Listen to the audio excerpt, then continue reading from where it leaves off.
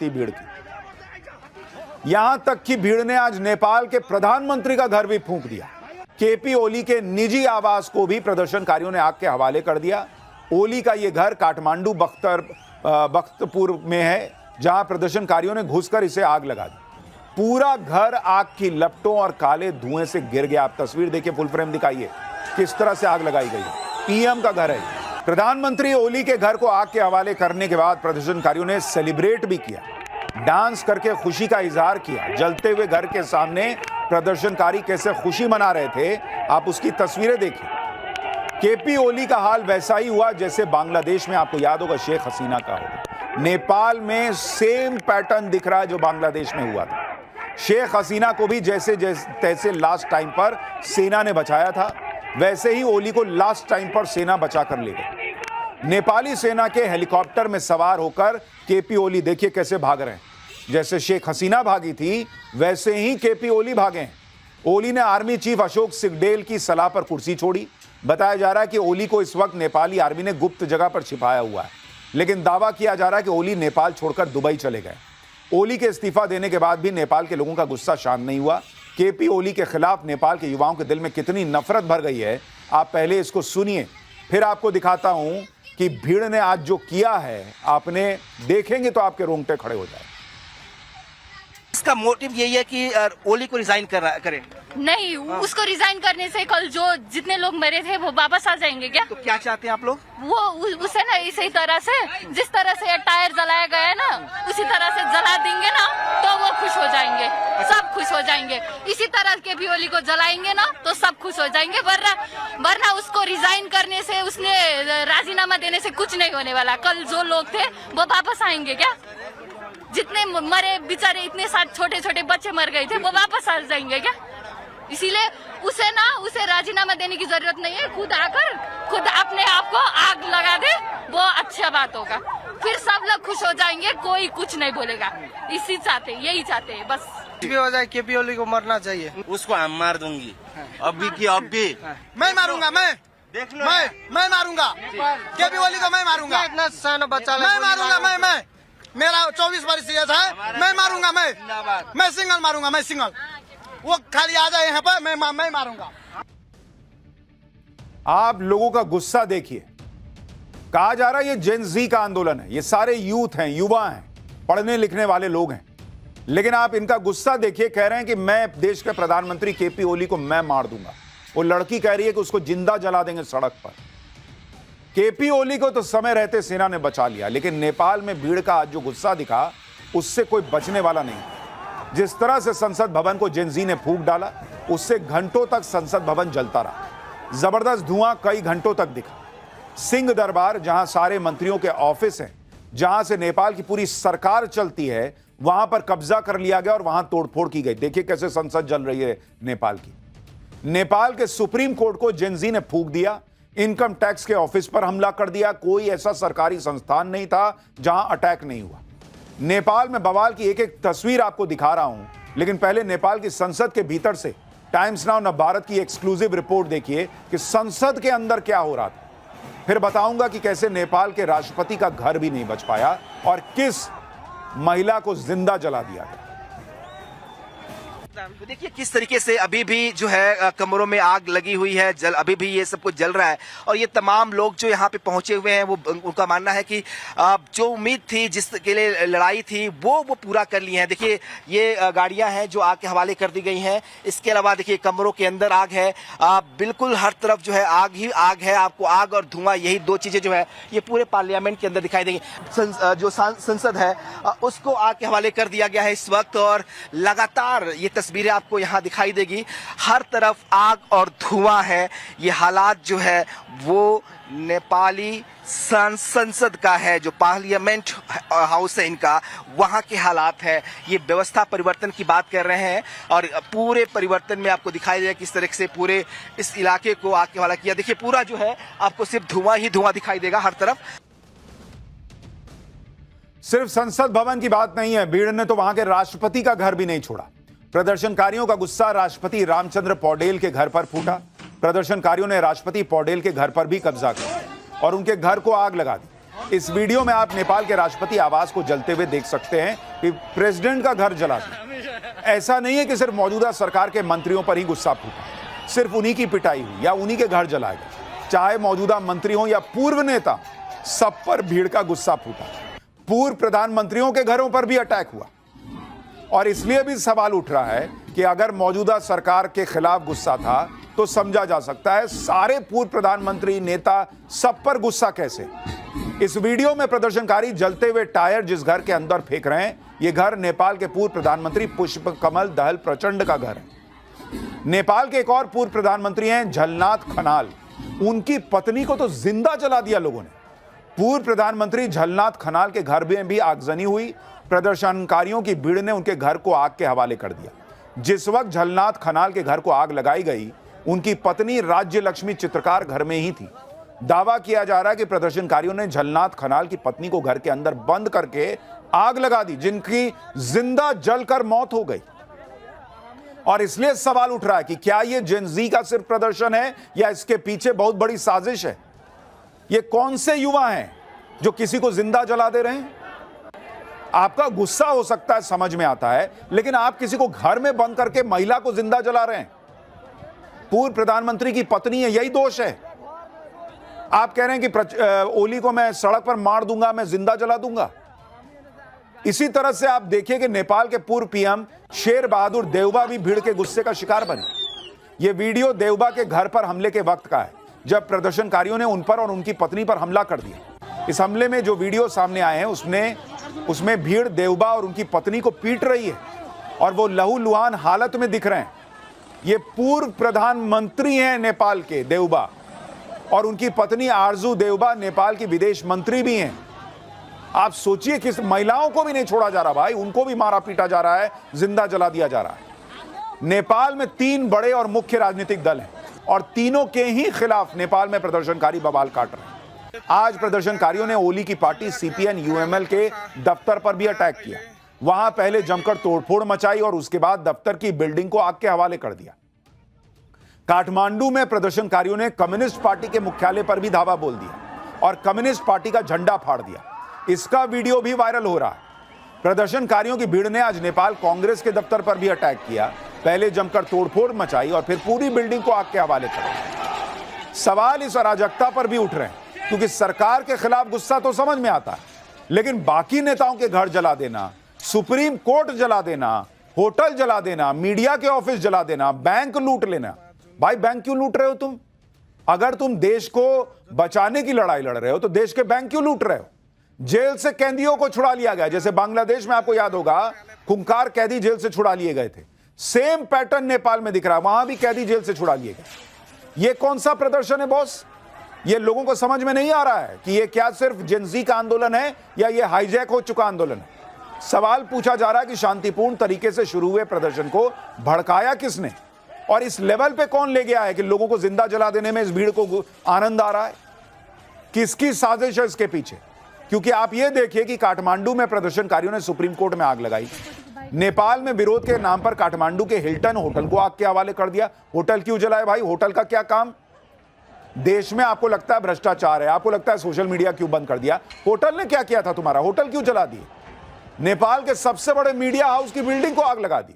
जहां नेपाल के बड़े अखबार काठमांडू टाइम्स, कांतिपुर पब्लिकेशन जैसे मीडिया हाउसेस के दफ्तर हैं, देखिए उसको फूंक दिया। मतलब कोई सिरपैरी नहीं दिख रहा है इस आंदोलन का। जिसको मन उसको आग लगा दे रहे हैं, जिंदा जला दे रहे हैं। खबर है कि प्रदर्शनकारियों ने अब बैंकों को भी निशाना बनाना शुरू किया। काठमांडू में राष्ट्रीय वाणिज्य बैंक और हिमालयन बैंक को निशाना बनाया गया, जहां लोगों ने बैंक में घुसकर तोड़फोड़ मचा दी और लूटपाट कर दी। ये कौन सा जेन ज़ी है भाई जो बैंक में लूटपाट कर रहा है, लोगों को जिंदा जला रहा है? नेपाल में जो विरोध प्रदर्शन सोशल मीडिया बैन के खिलाफ शुरू हुआ, फिर इसने भ्रष्टाचार के खिलाफ आंदोलन का रूप लिया। उसने नेपाल में आज अराजकता मचा के रख दी। नेपाल में कानून व्यवस्था किस तरह पूरी तरह ध्वस्त हो चुकी है, आप तस्वीरें देखिए। ये तस्वीरें काठमांडू की कैलाली जेल की हैं, जहां प्रदर्शनकारियों ने अटैक कर दिया और जेल की गाड़ियां तोड़ दी। जेल पर हमले के बाद पुलिस और जेल स्टाफ जान बचाकर भागे और जेल में बंद सैकड़ों कैदी फरार हो गए। अब अगर ये आम लोगों का आंदोलन है, ये कौन से आम लोग हैं बॉस जो कैदी को छुड़ा ले रहे हैं? ये सवाल मन में नहीं आएगा। ये सवाल पूछने की वजह इस आंदोलन की तस्वीरें दे रही हैं कि कौन से आम लोग हैं जो किसी आम आदमी को जिंदा जला दे रहे हैं, कौन से आम लोग हैं जो बैंक लूट ले रहे हैं, ये कौन सी आम पब्लिक है जो कैदी को छुड़ा ले रही है। नेपाल के कोटेश्वर में तैनात 3 पुलिस अधिकारियों की प्रदर्शनकारियों ने बेरहमी से हत्या कर दी। ये कौन सी पब्लिक है बॉस जो पुलिस को मार दे रही है। आम पब्लिक हत्यारी बन गई। कई जगह पर पुलिस वालों से प्रदर्शनकारियों ने हथियार छीनने की कोशिश की। आप देखिए, बंदूक छीन लिया इन लोगों ने।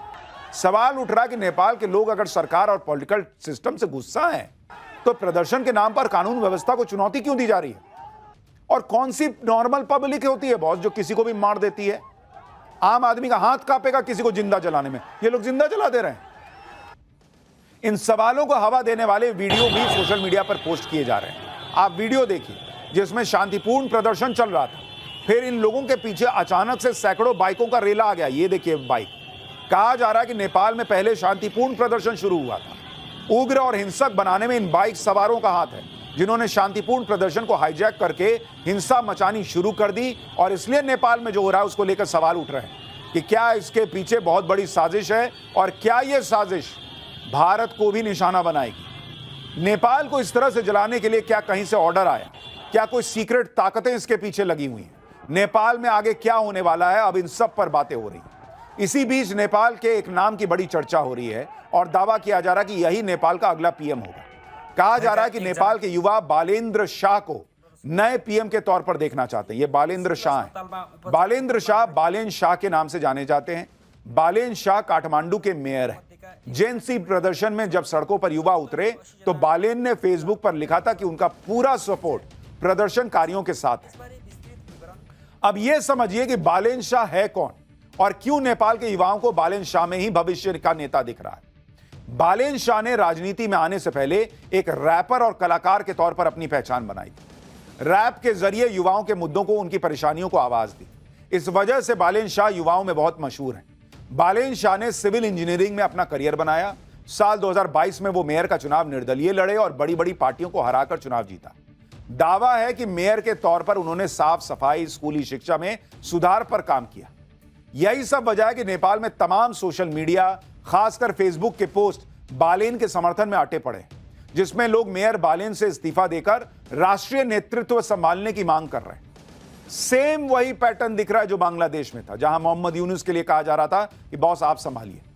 जेन जी अपनी टाइमलाइन पर प्रिय बालेन अभी नहीं तो फिर कभी नहीं लिखकर उन्हें एक नई राजनीतिक पार्टी बनाने और देश को नई दिशा देने की गुजारिश कर रहे हैं।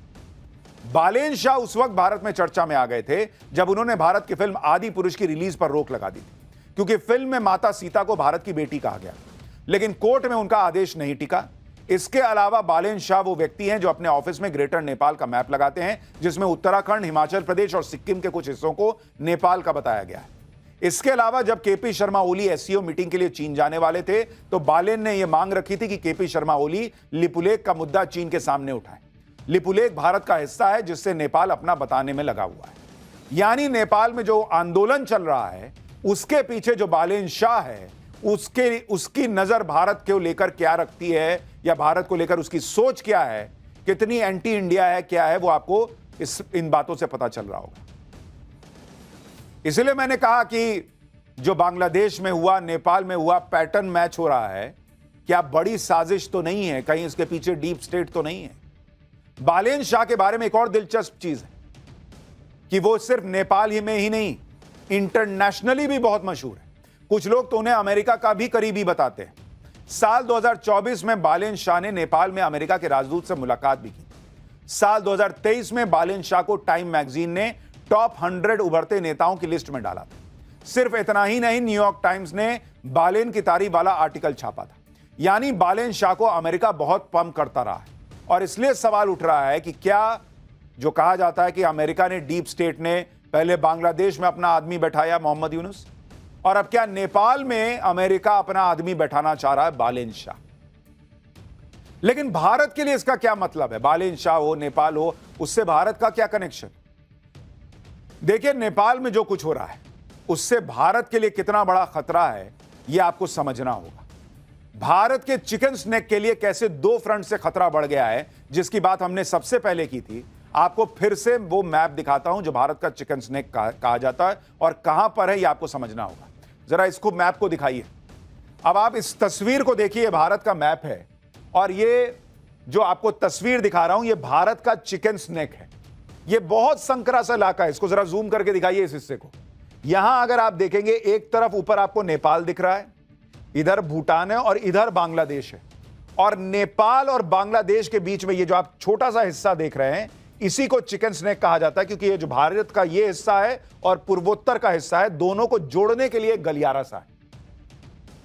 और ये कॉरिडोर सिर्फ 22 किलोमीटर चौड़ा है। ये जो आप देख रहे हैं हिस्सा, ये 22 किलोमीटर चौड़ा है। और इस कॉरिडोर में बिहार का कुछ हिस्सा आता है और पश्चिम बंगाल का कुछ हिस्सा आता है। यह कॉरिडोर भारत के 8 उत्तर पूर्वी राज्यों को देश के बाकी हिस्सों से जोड़ने के लिए, जैसे इधर अब आपको थोड़ा और विस्तृत मैप दिखा रहा हूं। इधर देखिए नेपाल है, ये 21-22 किलोमीटर का हिस्सा है जिसको चिकन स्नेक कहा जाता है। इधर आप पश्चिम बंगाल देख रहे हैं और यहां बांग्लादेश है। तो नेपाल और बांग्लादेश के बीच का यह हिस्सा है। इसलिए यह रास्ता भारत की संप्रभुता और सामरिक दृष्टि से बहुत अहम है। आपको वो शर्जील इमाम याद है जो जेल में बंद है? उसने यही कहा था कि भाई ये हिस्सा जो है चिकन स्नेक काट देना है हमको। अगर इस कॉरिडोर पर अटैक हो जाए तो भारत के बाकी हिस्सों का नॉर्थ ईस्ट से कनेक्शन कटने का खतरा सीधे सीधे बढ़ जाएगा। और भारत के चिकन स्नेक के एक साइड में नेपाल है, दूसरे साइड में बांग्लादेश। इसलिए अब कहा जा रहा है कि भाई आप अगर इसको देखेंगे, इधर नेपाल में बवाल हो गया, अब यहां जो बवाल है, और यहां आप देखिए बांग्लादेश में वो कट्टरपंथियों की सरकार है। अब सवाल उठ रहा है कि भाई यहां पर डीप स्टेट का आदमी है, और अगर यहां भी अगर डीप स्टेट का आदमी बैठ गया तो क्या निशाने पर भारत का चिकन स्नेक है? क्या नरेंद्र मोदी को टारगेट करने के लिए नेपाल में जो हो रहा है वो हो रहा है? यह अभी सवाल है। सिलीगुड़ी कॉरिडोर के आसपास करीब 80 छोटे टाउन और गांव हैं। इनका कुछ हिस्सा बिहार के किशनगंज में भी आता है और कुछ हिस्सा पश्चिम बंगाल के दार्जिलिंग, उत्तरी दिनाजपुर, जलपाईगुड़ी, अलीपुरद्वार और कूच बिहार में आता है। इसलिए नेपाल में जो हो रहा है उसको आप सिर्फ नेपाल की दृष्टि से नहीं देख सकते बॉस, भारत के लिहाज से भी आपको यह समझना होगा कि यह कितना बड़ा खतरा है। बड़ा खतरा यह भी है कि बांग्लादेश में इस समय जो सरकार है वो मोहम्मद यूनुस चला रहा है और वहां पूरा एंटी इंडिया एजेंडा चलता है। अगर नेपाल में भी ऐसा कुछ आगे हुआ तो खतरा हमारे चिकन स्नेक के लिए बढ़ेगा। और क्या अगर इसके पीछे डीप स्टेट है तो मोदी को न झुका पाने वाला डीप स्टेट क्या अब इस तरह से कुछ साजिश रच रहा है? आपको यह भी याद दिलाना जरूरी है कि मोहम्मद यूनुस वो व्यक्ति है जो मार्च में चीन के दौरे पर गया था और उसने भारत के चिकन स्नेक को लेकर ऐसा बयान दिया था जिससे भारत के कान खड़े हो गए। मोहम्मद यूनुस ने तब भारत के चिकन स्नेक का जिक्र किया था और कहा था कि भारत के 7 राज्य हैं, भारत के पूर्वी हिस्से जिन्हें 7 सिस्टर्स कहा जाता है, यह भारत के लैंडलॉक्ड क्षेत्र हैं।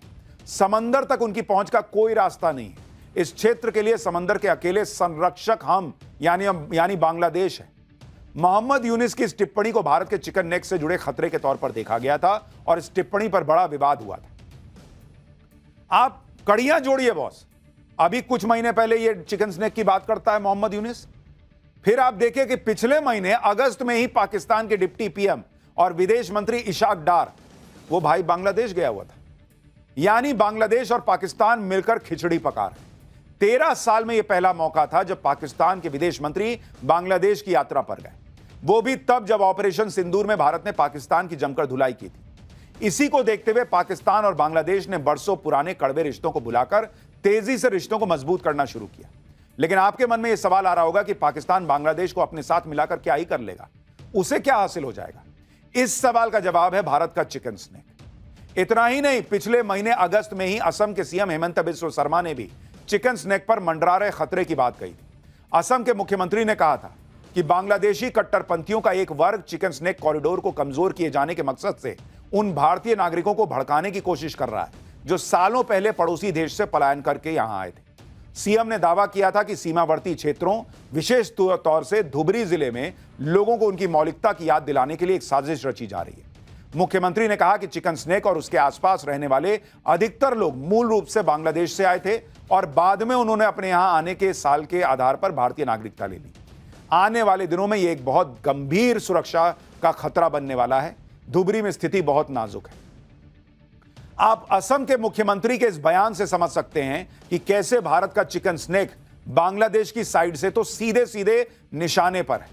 और अब नेपाल में उठापटक के बाद भारत का चिकन स्नेक दोनों तरफ से घिर गया है। अब आप यह भी समझिए कि नेपाल और बांग्लादेश के कौन से हिस्से हैं जो सिलीगुड़ी कॉरिडोर से अटैच होते हैं और कैसे नेपाल में उथल पुथल सीधे चिकन स्नेक के लिए खतरा है। सिलीगुड़ी के पास भारत की साइड से पानी टंकी है और नेपाल की साइड से काकर भिट्टा। यह बॉर्डर ट्रेड और ट्रैवल के लिए बहुत अहम रूट है। यह भारत और नेपाल के बीच एक लोकप्रिय रास्ता है। पानी टंकी का इलाका पश्चिम बंगाल में है, जबकि नेपाल में काकर भिट्टा का इलाका नेपाल के झापा जिले में आता है। और कमाल की बात यह है कि केपी शर्मा ओली भी झापा जिले से ही आते हैं। यानी सिलीगुड़ी कॉरिडोर से नेपाल के बीच अच्छी कनेक्टिविटी है, ट्रेड और ट्रैवल का रूट है। इस वजह से नेपाल में अगर उथल पुथल मची तो भारत के चिकन स्नेक पर खतरा बढ़ जाएगा। यानी यह क्लियर है कि बांग्लादेश की नजर भारत के चिकन स्नेक पर तो है। यह भी क्लियर है कि पाकिस्तान बांग्लादेश से नजदीकी बढ़ा रहा है ताकि भारत को परेशान किया जा सके। अगर बांग्लादेश में शेख हसीना की सरकार होती तो भारत को परेशान होने की जरूरत नहीं थी। शेख हसीना ने अपने टाइम पर भारत विरोधी कट्टरपंथियों की आवाज को टाइट करके रखा हुआ था, लेकिन बांग्लादेश में उनकी सरकार गिरा दी गई। उनके तख्ता पलट के पीछे अमेरिका के डीप स्टेट का हाथ बताया गया। खुद शेख हसीना ने इशारों में बताया था कि उन्होंने अमेरिका के एयरबेस बनाने के प्रस्ताव को ठुकरा दिया था। दावा है इसी चक्कर में उनकी कुर्सी चली गई और ठीक वैसे ही गई जैसे अभी नेपाल के पीएम की कुर्सी चली गई। कमाल की बात यह है कि बांग्लादेश हो या नेपाल, दोनों जगह ही तख्तापलट के पीछे अमेरिका का नाम आ रहा है। और यह बात भी किसी से छिपी नहीं है कि जो देश या नेता अमेरिका से भिड़ते हैं, अमेरिका उनकी कुर्सी छीनने के लिए पर्दे के पीछे खेल करता है।